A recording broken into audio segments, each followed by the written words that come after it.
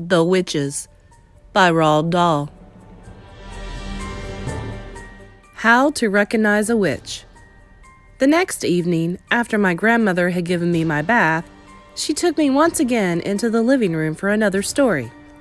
"Tonight," the old woman said, "I'm going to tell you how to recognize a witch when you see one." "Can you always be sure?" I asked. "No," she said, "you can't, and that's the trouble. But you can make a pretty good guess." She was dropping cigar ash all over her lap, and I hoped she wasn't going to catch on fire before she told me how to recognize a witch. "In the first place," she said, "a real witch is certain always to be wearing gloves when you meet her." "Surely not always," I said. "What about in the summer, when it's hot?" "Even in the summer," my grandmother said. "She has to. Do you want to know why?" "Why?" I said. "Because she doesn't have fingernails. Instead of fingernails, she has thin, curvy claws, like a cat, and she wears the gloves to hide them." Mind you, lots of very respectable women wear gloves, especially in winter, so this doesn't help you very much. "Mama used to wear gloves," I said. "Not in the house," my grandmother said. "Witches wear gloves even in the house. They only take them off when they go to bed." "How do you know all of this, Grandmama?" "Don't interrupt," she said. "Just take it all in. The second thing to remember is that a real witch is always bald." "Bald?" I said. "Bald as a boiled egg," my grandmother said. I was shocked. There was something indecent about a bald woman. "Why are they bald, Grandmama?" "Don't ask me why," she snapped. "But you can take it from me that not a single hair grows on a witch's head." "How horrid!" "Disgusting," my grandmother said. "If she's bald, she'll be easy to spot," I said. "Not at all," my grandmother said. "A real witch always wears a wig to hide her baldness. She wears a first-class wig, and it is almost impossible to tell a really first-class wig from ordinary hair, unless you give it a pull to see if it comes off." "Then that's what I'll have to do," I said. "Don't be foolish," my grandmother said. "You can't go round pulling at the hair of every lady you meet, even if she is wearing gloves. Just you try it and see what happens." "So that doesn't help much either," I said. "None of these things is any good on its own," my grandmother said. "It's only when you put them all together that they begin to make a little sense. Mind you," my grandmother went on, "these wigs do cause a rather serious problem for witches." "What problem, Grandmama?" "They make the scalp itch most terribly," she said. "You see, when an actress wears a wig, or if you or I were to wear a wig, we would be putting it on over our own hair. But a witch has to put it straight onto her naked scalp, and the underneath of the wig is always very rough and scratchy. It sets up a frightful itch on the bald skin. It causes nasty sores on the head. Wig rash, the witches call it. And it doesn't half itch." "What other things must I look for to recognize a witch?" I asked. "Look for the nose holes," my grandmother said.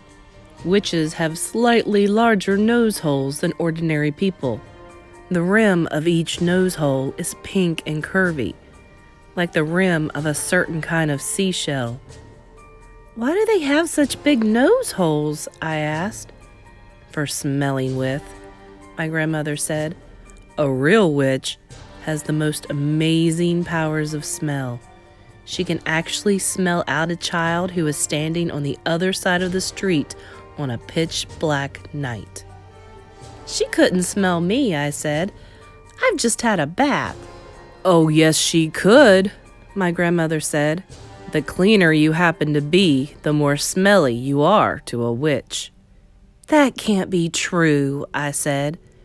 "An absolutely clean child gives off the most ghastly stench to a witch," my grandmother said.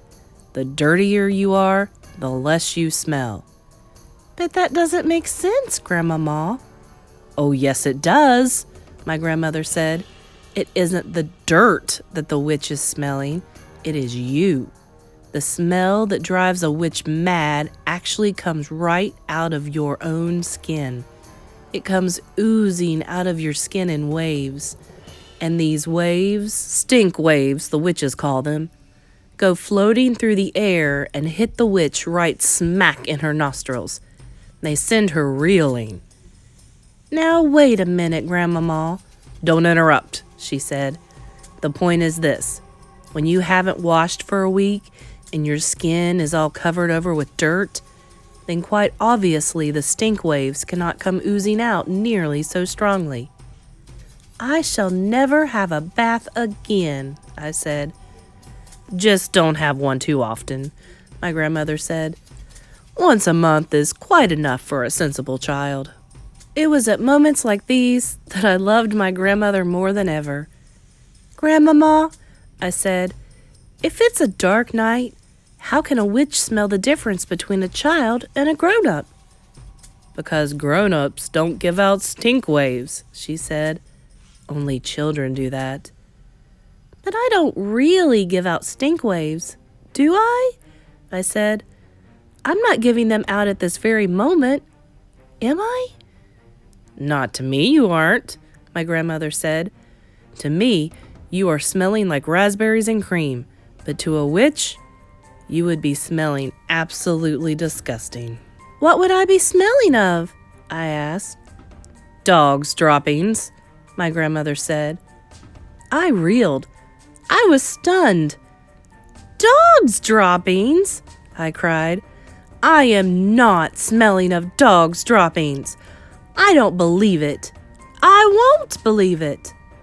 "What's more," my grandmother said, speaking with a touch of relish, "to a witch, you'd be smelling of fresh dog's droppings." "That simply is not true," I cried. "I know I am not smelling of dog's droppings, stale or fresh." "There's no point in arguing about it," my grandmother said. "It's a fact of life." I was outraged. I simply couldn't bring myself to believe what my grandmother was telling me. "So, if you see a woman holding her nose as she passes you in the street," she went on, "that woman could easily be a witch." I decided to change the subject. "Tell me what else to look for in a witch," I said. "The eyes," my grandmother said. "Look carefully at the eyes, because the eyes of a real witch are different from yours and mine. Look in the middle of each eye, where there is normally a little black dot. If she is a witch, the black dot will keep changing color, and you will see fire, and you will see ice, dancing right in the very center of the colored dot. It will send shivers running all over your skin." My grandmother leaned back in her chair and sucked away contentedly on her foul black cigar. I squatted on the floor, staring up at her, fascinated. She was not smiling. She looked deadly serious. "Are there other things?" I asked her. "Of course there are other things," my grandmother said. "You don't seem to understand that witches are not actually women at all. They look like women, they talk like women, and they are able to act like women, but in actual fact, they are totally different animals. They are demons in human shape. That is why they have claws, and bald heads, and queer noses, and peculiar eyes, all of which they have to conceal as best as they can from the rest of the world." "What else is different about them, Grandmama?" "The feet," she said. "Witches never have toes." "No toes?" I cried. "Then what do they have?" "They just have feet. my grandmother said. The feet have square ends with no toes on them at all. Does that make it difficult to walk? I asked. Not at all, my grandmother said, but it does give them a problem with their shoes. All ladies like to wear small, rather pointed shoes, but a witch, whose feet are very wide and square at the ends, has the most awful job squeezing her feet into those neat little pointed shoes. Why doesn't she wear wide, comfy shoes with square ends? I asked. She dare not, my grandmother said. Just as she hides her baldness with a wig, she must also hide her ugly witch's feet by squeezing them into pretty shoes. Isn't that terribly uncomfortable? I asked. Extremely uncomfortable, my grandmother said, but she has to put up with it. If she's wearing ordinary shoes, it won't help me to recognize her, will it, Grandmama? I'm afraid it won't, my grandmother said, but you might possibly see her limping very slightly, but only if you were watching closely.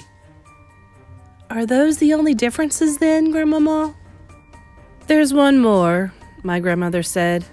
Just one more. What is it, Grandmama? Their spit is blue. Blue? I cried. Not blue. Their spit can't be blue. Blue as a bilberry, she said. You don't mean it, Grandmama. Nobody can have blue spit. Witches can, she said.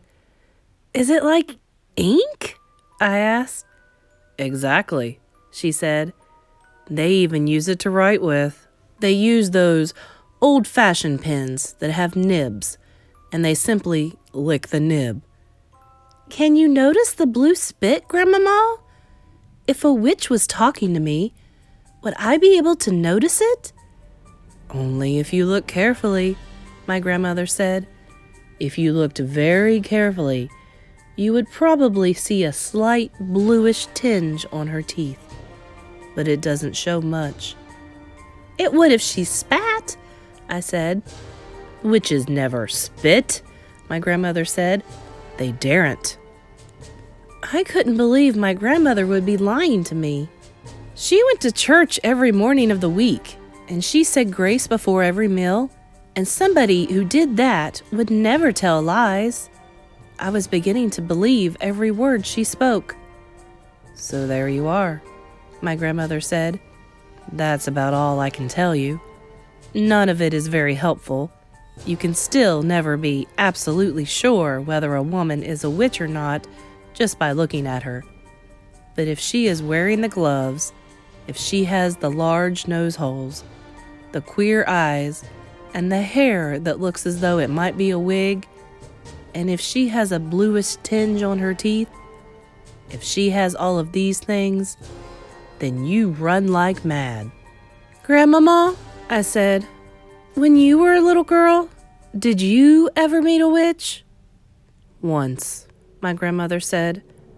Only once. What happened? I'm not going to tell you, she said. It would frighten you out of your skin and give you bad dreams. Please tell me, I begged. No, she said.